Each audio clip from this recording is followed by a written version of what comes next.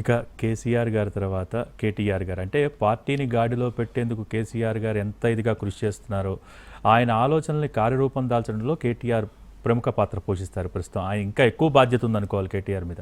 So ఈసారి కేటీఆర్ గారికి ఎటువంటి గ్రహబలం ఉంది? కేటీఆర్ గారిది ఆర్ద్ర నక్షత్రం 1వ పాదం మిథున రాశి.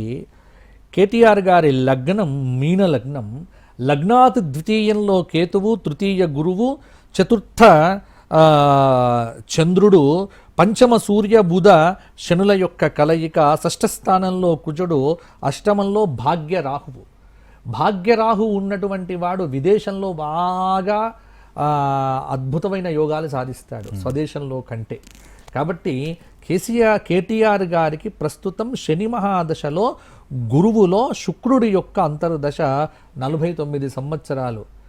కొంత ఆవేశాన్ని తగ్గించుకొని ఆలోచనల్లో పరిణతి తెచ్చుకొని అవగాహనతో ముందుకు వెళ్ళగలిగితే ఈ సంవత్సరం ఒక మెట్టు పైకెక్కవచ్చు. కానీ చుట్టూ ఉన్న సాంగత్యము, స్వభావ సిద్ధమైనటువంటి కొంత అంటే హెడ్ స్ట్రాంగ్ మనిషి అంటాం కదా మనం, అది ఆ ప్రభావం అనేటువంటిది కేటీఆర్ గారిని ముందరికి తీసుకొని వెళ్ళదు. అందువల్ల ఈ సంవత్సరం అంటే కొంత ఒంటెద్దు పోకడ అంటామే, అది ఎక్కువగా ఉంటుంది. ఆయన జాతకంలోనే బాగా కనిపిస్తూ ఉన్నది.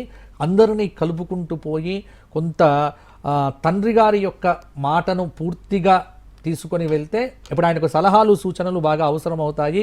ఎందుకంటే అష్టమ స్థానంలో ఇక్కడ రాహు ఉన్నాడు, కొంత ఇబ్బందులు కలిగించే ఆస్కారం కూడా ఉంది. డిసెంబర్ 7 నుంచి కేతువు ద్వితీయ స్థానంలో ఉంటాడు. మితభాషణం, మాట్లాడటం తక్కువ చెయ్యాలి, పని చెయ్యటం ఎక్కువ చెయ్యాలి. అలా చేస్తే కేటీఆర్ గారు సక్సెస్ అవుతారు. తిరుగుండదు.